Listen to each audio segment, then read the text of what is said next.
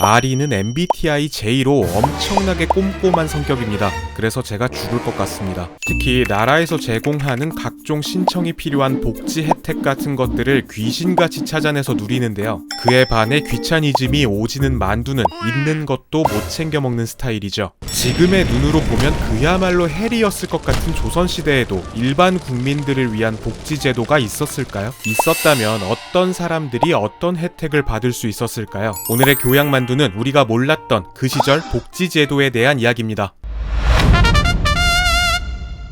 조선을 세운 태조 이성계의 즉위선언문을 보면 이런 문구가 있습니다. 여기서 말하는 환과 고독이란 독신 남성, 독신 여성, 고아, 독거 노인을 말하는데요. 당시에는 이들을 사회 취약계층으로 여겼던 거죠. 그러니까 태조는 사회 취약계층을 돌보는 일이 왕의 최우선 업무이자 정치의 기본이라고 선언했던 것입니다. 같은 시기 서양은 거린이나 불황자 등을 국가 책임 하에 두려는 시도가 사실상 없었지만 적어도 조선은 왕의 도덕관 차원에서라도 그들을 국가가 구제해야 할 대상으로 봤죠. 심지어 천재지변도 왕의 탓이었으니까요. 아무튼 조선은 가장 어려운 자를 위한 선별적인 복지 시스템을 설계해 나갔는데요. 우선 조선의 아동 복지는 오로지 부모가 없는 아이에 국한되었습니다. 아이에 대한 1차적인 책임은 가족에게 있으니 가족이 없는 아이에 한해서만 국가가 일정 부분 책임지겠다는 거였죠. 그런데 당시 통일법전인 대전통편을 보면 이런 문구가 있습니다. 유기된 아이를 보호하다가 10세가 넘으면 개인이 노비로 삼을 수 있다? 야, 이게 어떻게 복지냐면서 뒷목을 잡을 수도 있지만 당시에는 아이들이 길거리에서 굶어 죽거나 구걸을 하는 것보다 노비가 되더라도 일단 밥을 먹고 사는 것이 더 나은 삶이라고 생각했습니다. 당시 인권의식의 한계라고 할 수 있죠. 이후에 아동복지에 각별한 관심이 있었던 정조가 조금 더 발전된 매뉴얼을 만드는데요. 일단 정말 아이가 버려진 것이 맞는지 철저히 조사하도록 했습니다. 길 잃어버린 아이를 몰래 숨겨서 노비로 키우거나 남의 집 아이를 자신의 아이라고 속이는 등 아침 드라마 뺨치는 개막장 사례들이 종종 있었기 때문이죠. 또 보호 중인 아이가 학대를 당하거나 방치될 경우에는 그 책임자를 엄중하게 문책했습니다. 동방예의지국답게 조선은 노인 복지에도 진심이었는데요. 특히 세종대왕님은 효도를 안 하고는 못 배기도록 효도 장려 정책을 무한으로 펼칩니다. 일단 전국의 효자 효녀들을 찾아내서 표창을 내리고요. 조정 관료들에게는 효도 휴가를 줘서 나이 드신 부모님을 일정 기간 봉양할 수 있도록 배려해줬죠. 또 일반 백성들에게는 휴가 대신 부역과 군역을 면제해주기도 했는데요. 심지어 범죄자의 경우에도 빨리 감옥에서 나가서 부모님께 효도하라면서 감형을 해주는 일도 있었습니다. 근데 이 새끼 과연 나가서 효도를 했을까요? 이 밖에도 신분과 관계없이 80세 이상의 노인을 초청하여 양로연을 열기도 했는데요. 신분이 천한 노인을 양로연에 초대하면 안 된다는 신하들의 극딜에도 세종대왕은 노인을 귀하게 여기라는 뜻이지 노인의 신분을 따지라는 게 아니다 라면서 가볍게 스루해버리죠. 역시 파도 킹갓 세종입니다. 안타깝게도 인류 역사에서 장애를 가진 사람들이 일말의 사회적 차별도 받지 않고 살았던 적은 거의 없었던 것 같습니다. 조선시대에도 장애인을 가리키던 언어를 살펴보면 그들이 얼마나 냉대를 받았을지 추측해볼 수 있는데요. 다만 조선시대에도 장애인에 대한 국가의 책임이 명문화된 형태로 남아있기는 합니다. 특히 장애인의 사회 진출을 위한 노력이 보이기도 하는데요. 우선 태종은 시각장애인을 위한 특수관청인 명통실을 설치했습니다.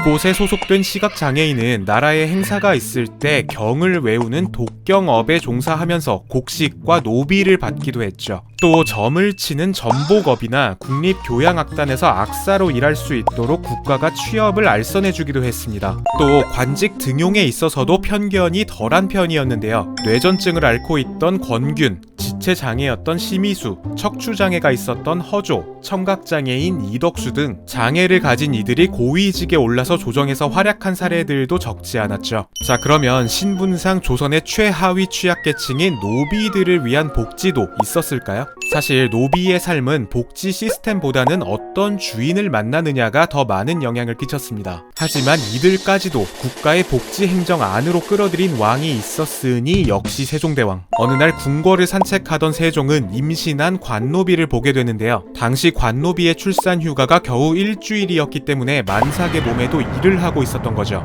이걸 본 세종은 출산 전부터 미리 몸을 돌봐야 할 필요성을 느끼고 바로 관노비들의 출산 휴가를 출산 전후 130일로 바꿔버립니다. 또 산후조리를 도울 수 있도록 남편에게도 산후 30일의 휴가를 때려버리죠. 여기에 만약 새 쌍둥이를 낳으면 쌀과 콩을 10석이나 하사했습니다. 당시 거의 1년치 식량에 해당하는 양이었죠. 현대에도 배우자 출산 휴가가 단 10일인 것과 비교해보면 진짜 파격적인 복지 정책이었죠.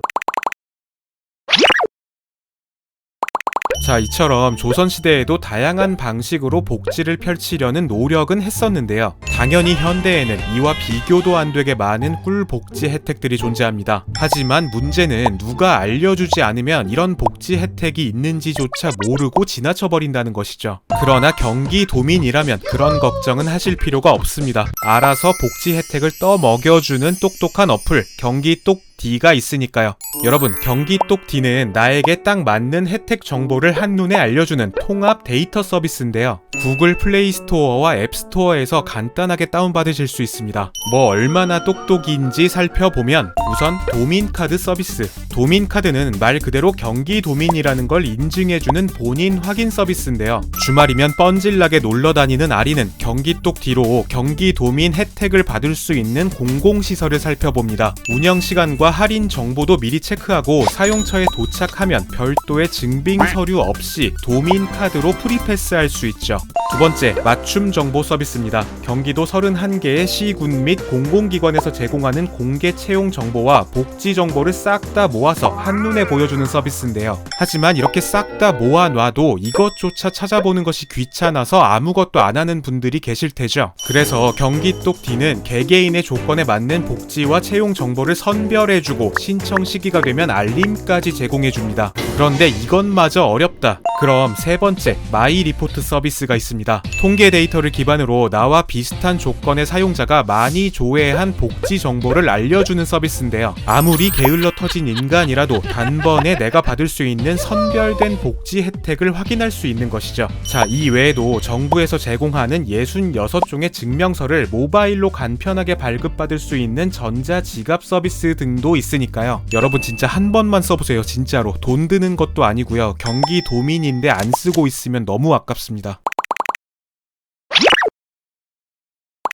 현대에도 과거에도 복지제도는 그 사회에서 최소한의 안전망으로서 기능하고 있습니다. 물론 더욱 촘촘하고 현실적인 방향으로 발전해 가야겠죠. 여러분, 저희 영상도 구독 눌러주신 분들이 받을 수 있는 일종의 복지로 여겨진다면 진짜 좋을 것 같습니다. 저희를 누리세요, 여러분. 교양만두였습니다.